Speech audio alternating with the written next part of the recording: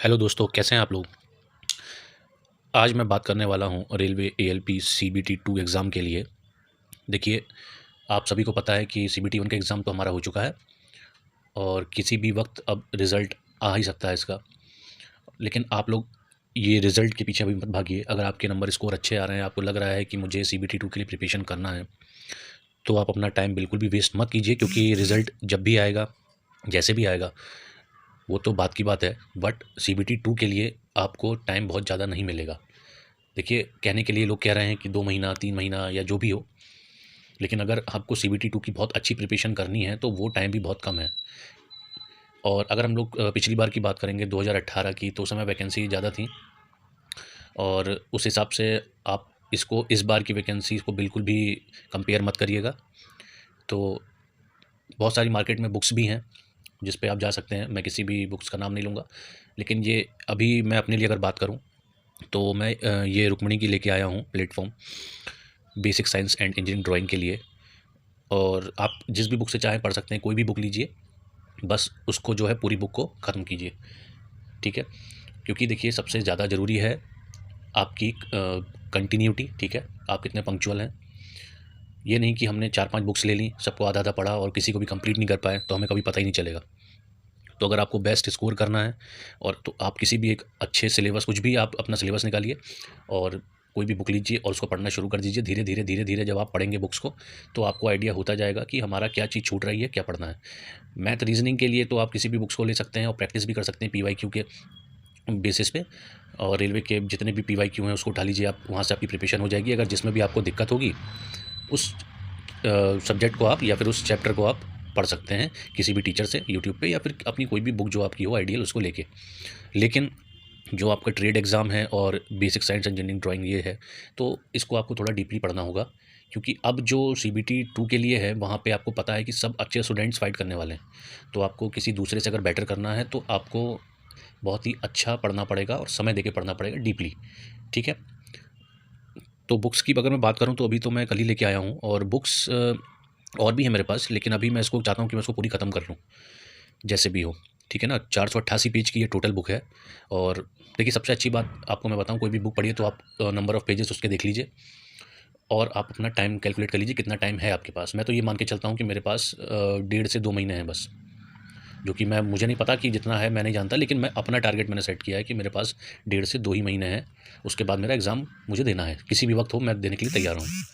तो उस हिसाब से इस बुक को मुझे कितने नंबर ऑफ़ पेजेस डेली पढ़ने हैं, ये मुझे डिवाइड करना होगा, ठीक है, ताकि मैं इस बुक को ईज़िली एंड कर पाऊँ। ऐसा नहीं है कि आपने किसी दिन 50 पेज पढ़ लिए, किसी दिन गैप कर दिया, ठीक है। तो इस तरीके से बुक्स को कभी ख़त्म मत करिएगा। बहुत ज़्यादा शफ़ल करेंगे तो आपको प्रॉब्लम होगी। एक टारगेट सेट करिए कि मुझे 10 पेजेस पढ़ने हैं, 20, या जितने भी आपकी कैपेसिटी हो, या जैसा भी आपको लगे। कोई ईज़ी टॉपिक है तो आप जल्दी-जल्दी कर सकते हैं उसको, कोई दिक्कत नहीं है। लेकिन कोई अच्छा टॉपिक है तो उस पे आपको टाइम देना पड़ेगा। तो उस हिसाब से टारगेट सेट करिए और डेली आप इसको अपनी रूटीन में रखिए। आपको इतना करना ही है, चाहे आप किसी भी काम में बिज़ी हो, कुछ भी हो। तो इस तरीके से आप इसको कर सकते हैं, ठीक है। बुक की बात करें, तो बुक अभी तो कल से स्टार्ट की, थोड़ी 2-3 पेज पढ़ें, ठीक है। अगर आपने एनसीईआरटी वगैरह कवर किया है और उस तरीके से और पीवाईक्यूज़ लगाएँ, तो आपको आइडिया हो जाएगा कि बुक कैसी है मेरी, जो भी मैं लेके आया हूँ, ठीक है ना। तो उस तरीके से आप इस बुक को पढ़ना स्टार्ट कीजिए, पढ़िए, जैसा भी आपको लगे। कोई भी बुक आप पढ़ सकते हैं। तो बात करेंगे, देखिए, ये इसका कुछ फ्रंट पेज है, ठीक है ना।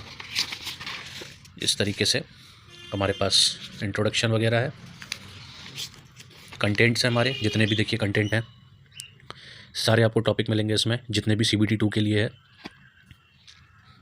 इधर इंजीनियरिंग ड्राइंग के लिए है, बहुत ही अच्छे तरीके से डायग्राम के बेसिस पे दे रखा है, तो बहुत ज़्यादा दिक्कत नहीं होगी।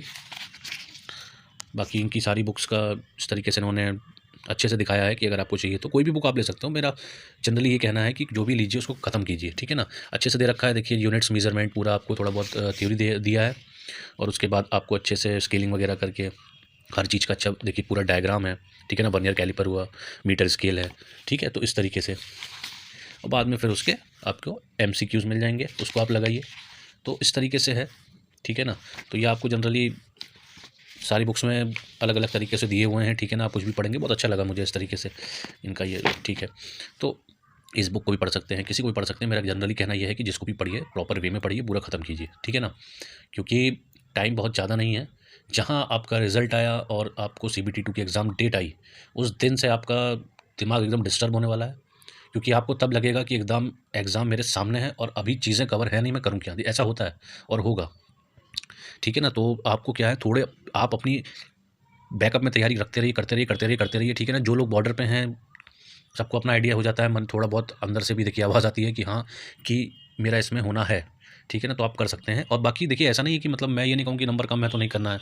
अरे भाई, आपके नंबर ठीक है, लेकिन आप ये भी तो सोचिए कि आगे फिर आपका और एग्ज़ाम्स हैं रेलवे के इस साल, देखिए हर साल अब तो वैकेंसी आनी है, तो ये आगे काम आएगा ही। अगर आप प्रिपरेशन करते हैं उस तरीके से अच्छी, तो आपके आगे भी काम आएगा, ठीक है ना? और जब आप बेटर प्रिपरेशन के संग अगर आप नेक्स्ट ईयर भी कम्पीट करते हैं तो बहुत अच्छा करेंगे। और मैं तो यही आपको विश करूँगा कि इसी बार हो जाए आपका और आप अच्छे से करो, ठीक है ना? क्योंकि सबको देखिए नौकरी की तुरंत ज़रूरत है। कोई नहीं चाहता कि मैं नेक्स्ट टाइम की वैकेंसी देखूँ, ये करूँ। सब चाहते हैं कि मेरा इसी में हो जाए और होना भी चाहिए। इसीलिए देखिए आपने इतना टाइम इन्वेस्ट किया है, इतनी चीज़ें इन्वेस्ट की हैं, तो थोड़ी-सी मेहनत और करके हम लोग इसको अच्छे से कर सकते हैं। बहुत ज़्यादा आपको हेडेक नहीं लेनी बाकी चीज़ों की। अपने आप को थोड़ा स्पेस देना है और उसके बाद कोई भी बुक लेके उसको शुरू कर देना है पढ़ना, ठीक है ना? तो इस तरीके से प्रिपरेशन करनी है बाकी। और जैसे भी आगे हम लोग बढ़ेंगे, धीरे-धीरे थोड़ा मैं चीज़ें शेयर करूँगा, थोड़ा आप लोग बताइएगा, जो भी होगा, हम लोग आपस में मिलके उन चीज़ों को शेयर करेंगे और अच्छे से प्रिपरेशन करेंगे। Thank you.